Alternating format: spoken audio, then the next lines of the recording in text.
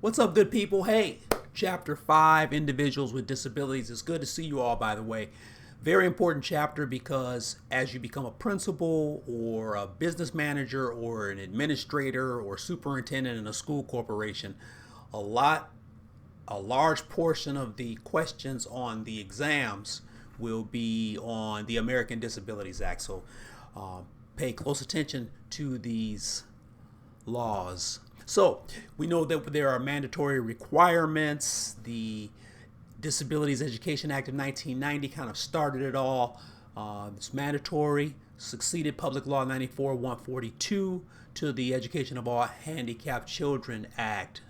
IDEA, as it is called, essentially guarantees that a disabled child 3 to 21 the right to a free, appropriate education in public schools. Now, realize that free and appropriate always comes up, FAPE, but out of the 50 states, no one really gives a great denotation or definition of what appropriate means. So sometimes you'll see these laws or these sub-laws and amendments vary from state to state. The Act also establishes substantive and procedural due process. So the interpretation and identification of disabilities is defined by IDEA as meeting these requirements. So this is an archaic term. We don't use this term anymore, but at the time the term was mental retardation. That term is not used anymore. Hearing impairments, which include deafness, we say hearing impaired, speech or language impairment, visual impairment, including challenges with sight, learning disabilities, brain injury, emotional disturbances, etc. I'll get my little picture out of the way here so you can see the rest. Specific learning disabilities and other impairments. So, individualized education program. Of course, you're familiar with this. Everybody has to have an IEP. Statement detailing the child's present level of educational performance. A statement of annual goals. What is the yearly goal? That yearly goal is basically a 9.1. I'm sorry. That goal is a 1 through 9, a 9-month goal. In some cases, it's 12 months if you consider the 3 months of education that a child needs to get after the school year is over. And number 3, a description of specific educational services to be provided and determined as to whether the child is able to participate in regular educational programs. A lot of children miss out on number 3 because some school corporations aren't well funded and some school corporations don't have parents who follow up on what the child safety and the child's laws are pertaining to the Disabilities Act. If you don't have parents who are strong advocates for their children, many times the IEP falls short because the parent isn't advocating. Number 4, a description of transitional services to be rendered if the child is a junior or senior in high school.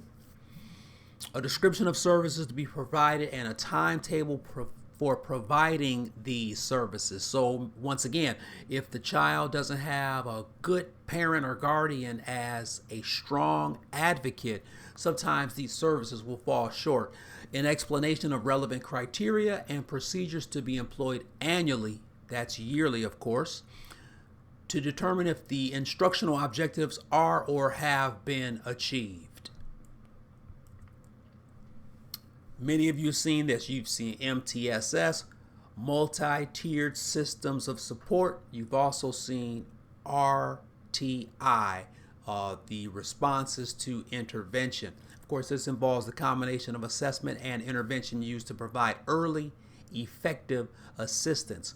What's problematic with this are situations that involve violence and involve a child who may have a mental disability or who may be needing mental facilities or mental assistance. It's always tough to respond to the intervention if the teachers don't have a full scope of what the child needs. So it's database, diagnosing learning disabilities with some degree of specificity, and RTI minimizes academic failure. In a perfect world, it minimizes academic failure based on early intervention. Does early intervention mean beginning of the school year? Does it mean the first offense? Does it mean the first situation that the child comes into? Regular progress reports and intensive research-based instructional interventions for children who continue, move this out of the way, to experience learning difficulty. Equal access to assistive technology for disabled students. You have to make sure that you have technology and facilities and, in some cases, capital campaigns to ensure that your school is compliant and meeting these guidelines. The last thing you want is a tort lawsuit against your school.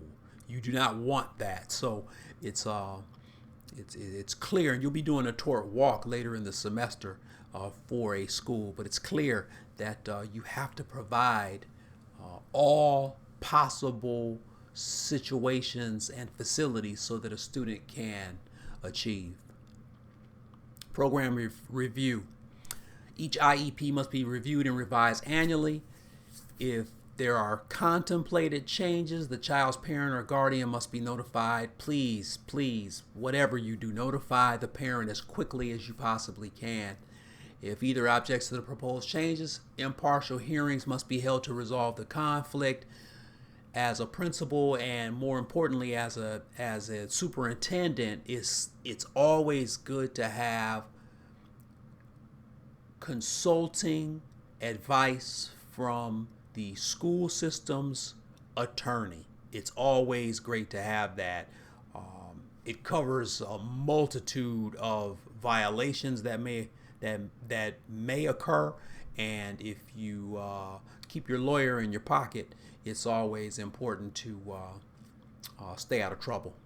If this process proves unsuccessful, the parent or guardian may appeal to the state agency and subsequently to the courts if a resolution is not reached at state level. You do not want potential lawsuits to blow up right in front of you. This is why, as an administrator, you have to be proactive. You have to make sure that the levels of communication are transparent.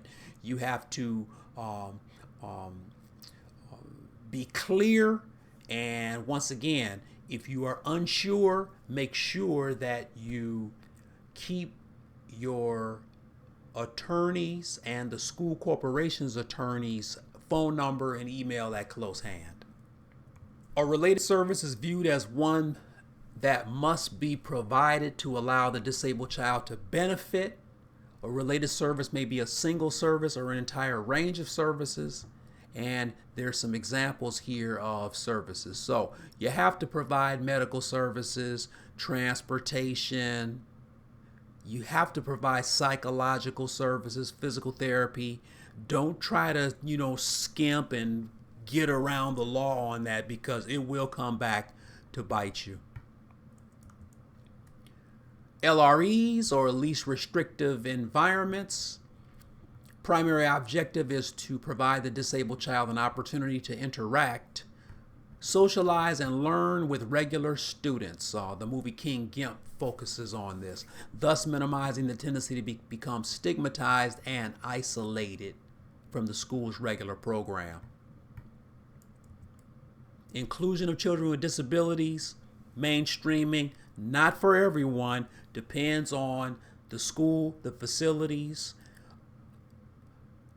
If you have a strong faculty that can take good care of a student who's mainstreamed, as well as the parent advocate. Residential facilities are typically expensive and in most cases more restrictive for the disabled child.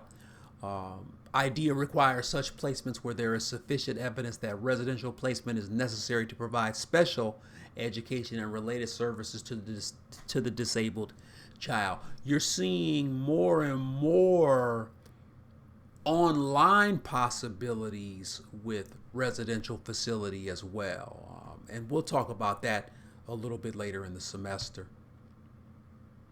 Isolation and restraint.